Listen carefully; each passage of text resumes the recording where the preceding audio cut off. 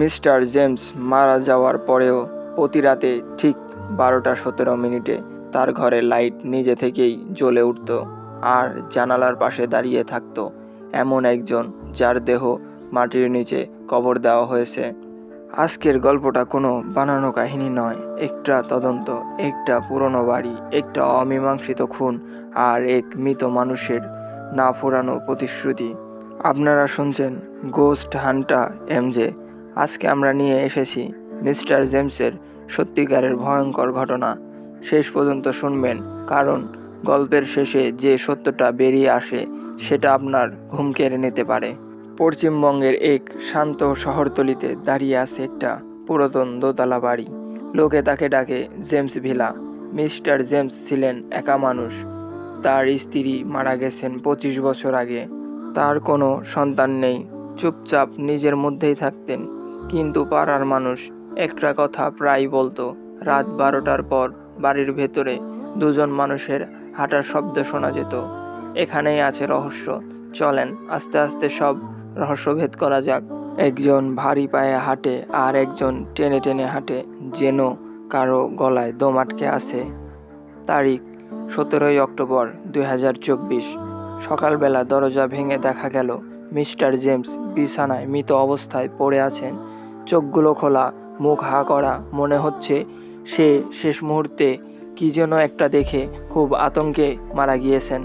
Doctor বললেন heart অ্যাটাকে মারা গেছে, কিন্তু পাশের বাড়ি সিসিটিভি ফুটেজে দেখা যায় রাত 12:17 জেমস ভিলার দ্বিতীয় তলায় জানালার পাশে একজন দাঁড়িয়ে আছে। কিন্তু তখন মিস্টার জেমস মারা গেছেন। তাহলে দাঁড়িয়ে ছিল কে? আমাদের কাছে ভিডিও আসে আর আমরা জুম করে যা দেখি তা দেখলে হয়তো আপনারা ঠিক থাকতে পারবেন না। ছায়াটা মানুষের মতো, কিন্তু চোখ দুটো অস্বাভাবিক সাদা। আমরা সিদ্ধান্ত নিই লাইভ তদন্ত হবে। 22 অক্টোবর রাত 11:45। বাড়ির ভেতরে ঢুকতেই হঠাৎ ঠান্ডা হাওয়া। রেকর্ডার অন করতেই স্পষ্ট একটা ফিসফিস আওয়াজ ধরা পড়ল, তোমরা এখানে কেন এসেছো? কিন্তু আমাদের টিমের কেউ তখন কথা বলেনি। তাহলে এই কথাটি কে বলল? আমরা সিঁড়ির দিকে ক্যামেরা ঘোরাতেই দেখলাম একটা কালো ছায়া উপরে উঠে গেল। আমরা ভাবলাম এটা হয়তো আমাদের দেখার ভুল। আমরা জেমসের মৃত্যুর ঘরে ঢুকলাম। ঘরের ভেতরে ঢুকতেই ভারী একটা গন্ধ, পচা ফুলের মতো। হঠাৎ বিছানার চাদর নিজে নিজেই ফুলে উঠল, যেন কেউ নিচে শুয়ে আছে।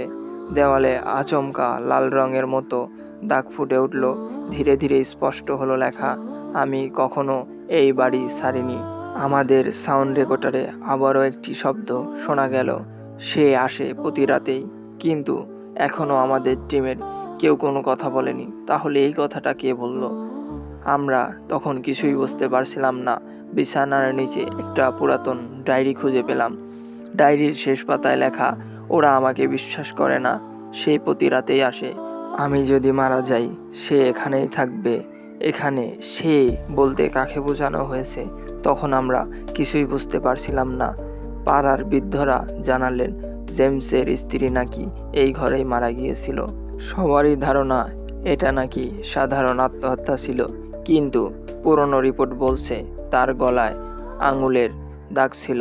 তখন আমরা কিছু বুঝতে না পেরে সেদিন সেই ভাঙা বাড়িটি থেকে চলে আসি। তারপর আমরা সিদ্ধান্ত নিই সেখানে আমরা আবার যাব। রহস্যটা পুরোপুরি উদ্ধার করতে হবে। আমরা সবাই আবারও চলে যাই। রাত প্রায় 12:17। তারপর আমরা বাড়িটিতে প্রবেশ করতেই হঠাৎ তাপমাত্রা কমে গেল। থার্মাল ক্যামেরা অন করলাম।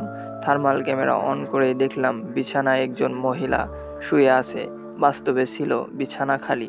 ধীরে ধীরে তার চেহারাটা স্পষ্ট হতে লাগলো, মুখ বিকৃত, চোখগুলো সাদা ধবধবে।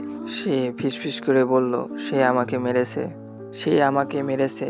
হঠাৎ পেছনে থেকে আরেকটা কণ্ঠ, আমি প্রতিশ্রুতি দিয়েছিলাম আমি কখনো তাকে ছেড়ে যাব না। ঠিক তখনই আমাদের ক্যামেরাম্যানের কাঁধে কিছুটা চাপ অনুভব করলো, কিন্তু পেছনে কেউ ছিল না। তারপরেই ধীরে ধীরে সত্য উন্মোচন হতে শুরু করলো। পুরনো কেসের ফাইল বের করলাম। 1998 সালে জেমসের স্ত্রী শ্বাসরুদ্ধ করে খুন করা হয়েছিল। সন্দেহ ছিল জেমসের ওপর, কিন্তু প্রমাণের অভাবে মামলা বন্ধ। মৃত্যুর আগে ডায়েরিতে জেমস লিখেছিলেন সে আমাকে ক্ষমা করেনি। সেই রাতেও তেমন কিছু না পেয়ে আমরা সেখান থেকে চলে আসি। পরের দিন চূড়ান্ত রাত, আমরা তৃতীয় লাইভ করি। 12:17 বাজতেই সব লাইট জ্বলে উঠল। দেয়ালে দুইটি ছায়া, একজন পুরুষ একজন মহিলা। মহিলাটির ছায়া পুরুষের গলা চেপে ধরে রেখেছে আর স্পষ্টভাবে বলছে, তুমি আমাকে মেরেছিলে। পুরুষ কণ্ঠ বলছে, আমাকে ক্ষমা করো। এক বিকট চিৎকারে আমাদের লাইভটি বন্ধ হয়ে গেল। সেই চিৎকারে শুধু আমাদের লাইভটি বন্ধ হয়নি, আমাদের নিজেদের চোখও বন্ধ হয়ে গিয়েছিল। আমরা সারা রাত অজ্ঞান অবস্থায় ছিলাম। সকালে জ্ঞান ফিরে দেখি দেয়ালে নতুন লেখা, সত্য মুক্তি পেয়েছে। তারপর আমরা সেখান থেকে চলে আসি। তারপর স্থানীয়দের কাছ থেকে শোনা যায় সেখানে নাকি আর কোনো দিন আলো জ্বলে ওঠেনি। কিন্তু গত সপ্তাহে আমাদের কাছে আবারও খবর আসে ঠিক 12:17 লাইটগুলো আবারও একবার নাকি জ্বলে উঠেছে। তাহলে কি সত্যি আত্মা ন্যায় বিচার পেয়েছে, নাকি সে আরও কিছু করতে চায়? এটা সম্পর্কে আমাদের কোনো ধারণা নেই। কিন্তু মিস্টার জেমস কি প্রতিশ্রুতি রক্ষা করতে গিয়ে মৃত্যুর পরেও বাড়ি ছাড়েননি, নাকি তার অপরাধ তাকে সেই বাড়িটি ছাড়তে দিচ্ছে না? আজ রাত 12:17 আপনার ঘরে লাইট খেয়াল রাখবেন, কারণ যদি লাইট নিজে থেকেই জ্বলে ওঠে তাহলে হয়তো প্রতিশ্রুতি ভেঙেছে। আজকের গল্পটা এ পর্যন্ত কি শেষ করছি। যদি গল্পটা ভালো লাগে একটা লাইক, একটা কমেন্ট, একটা শেয়ার আর সাবস্ক্রাইব করে আমাদের পাশেই থাকবেন। ধন্যবাদ।